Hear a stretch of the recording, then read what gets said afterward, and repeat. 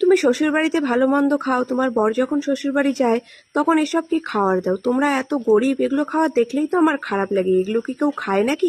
জামাইকে কিভাবে আদর যত্ন করতে হয় সেটাও তোমরা জানো না? আমার রিসেন্ট ভিডিওতে এই ধরনের কমেন্ট করেছে একজন ভদ্র মহিলা, তো তাকেই আমি কিছু কথা বলতে চাই। নমস্কার সবাইকে, সবাই কেমন আছো? আশা করছি সবাই ভীষণ ভালো আছো। আমিও তোমাদের আশীর্বাদ আর ভালোবাসায় ভীষণ ভালো আছি। তো আজকে তোমাদের সাথে আমি একটা ছোট্ট ব্লগ শেয়ার করব, তার সাথে কিছু কমেন্টে রিপ্লাই করব। আমি ভিডিও শুরুতেই যে কথাগুলো বললাম, এই কমেন্টগুলো এর আগেও আমার ভিডিওতে সেই মহিলাই করেছে, এমনকি আমার রিসেন্ট ভিডিওতেও করে যাচ্ছে।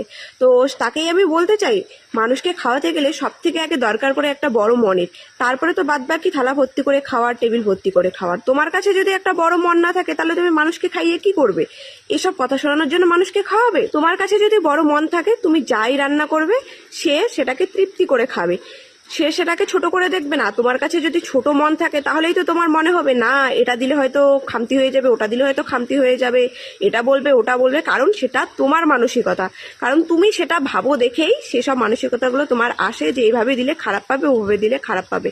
আসলে তুমি যদি মন থেকে কাউকে খাওয়ার দাও, সেটা সে কোনোদিনও ছোট করবে না, যা দিয়ে দিবে তা দিয়েই খাবে। আর বিয়েটা তো করেছি আমি, ছেলেটা তো পছন্দ করেছি আমি, আর যে আমাকে বিয়ে করেছে সে তো আমাকে পছন্দ করেই বিয়ে করেছে, আমার ফ্যামিলিকে দেখেই বিয়ে করেছে। তোমার তো তাতে সমস্যা কিছু? আমার বরের তো কোনো সমস্যা নেই। আর আরেকটা কথা বলে রাখি, আমার মায়ের কাছে, আমার বরের কাছে যেই মনটা আছে না, সেই মনটা তোমার কাছে, তোমার বরের কাছে বা তোমার জামাইয়ের কাছে এক বিন্দু মাত্রও নেই। যদি সেই মনটা তোমার কাছে বা তোমার পরিবারের কাছে থাকতো, তাহলে তোমাদের মনের মধ্যে আর তোমাদের মানসিকতার মধ্যে এই ধরনের কথাবার্তা কোনো দিনও আসতো না। আর মেন কথায় আসি, আমি কোন দিন বলেছি তোমাকে আমি বড় লোক? আমি তোমাকে কোনোদিন ভিডিওতে বা তোমাকে মেসেজে বলেছি আমরা বড় লোক?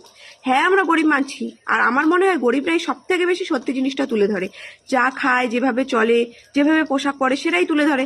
তোমাদের মতো বা তোমার মতো মানুষকে দেখানোর জন্য কোনো কিছু করে না। তোমার যদি আমার ভিডিও পছন্দ না হয় স্কিপ করে যাবে। তোমাকে কেউ মাথা দিব্যি দিয়েছে আমার ভিডিও দেখার জন্য? ভাই, দেখবেও জ্বলবেও, আবার এসে কমেন্ট করেও যাবে। আশা করছি তুমি তোমার কমেন্টের উত্তরটা পেয়ে গেছো। তো নেক্সট টাইম আমাকে এ ধরনের কমেন্ট আর করতে এসো না। তো যাই হোক, এসব ছাড়ো। আজকে যাব আমি বাবার বাড়ি, যার কারণে সবকিছু সকাল সকাল আমি সেরে নিয়েছি আর রান্নাও করে নিয়েছি। আর আজকে রান্না করেছিলাম আমি মুসুর ডাল, পুঁই শাকের চচ্চড়ি, আর বরের জন্য করেছিলাম ডিম অমলেট। আমার বর ছোট মাছ খায় না, আর ছোট মাছ করেছি বাবার জন্য, মায়ের জন্য আর আমার জন্য। আর আজকে আমি যেই কুর্তিটা পরেছি সেটা আমি অনলাইন থেকে, মিন্ত্রা থেকে নিয়েছি। কেমন লাগছে কুর্তিটা অবশ্যই তোমরা কমেন্টের মধ্যে জানিও। কাপড়ের কোয়ালিটিও ভীষণ সুন্দর। তোমাদের যদি লাগে আমাকে লিংক লিখো, মানে ভিডিওর মধ্যে লিংক লিখো বা আমাকে বলো কুর্তিটার লিংক দিয়ে দিতে, আমি তোমাদেরকে দিয়ে দেবো। আর বাড়ি এসে দেখছি ভাই এদিকে টিউশনই পড়াচ্ছে, তো কি করলাম, ওর একটু ভিডিওটা নিয়ে নিলাম। ও টিউশনই পড়াচ্ছে, বুঝতে পারিনি যে আমি ভিডিও নিয়ে নিয়েছি।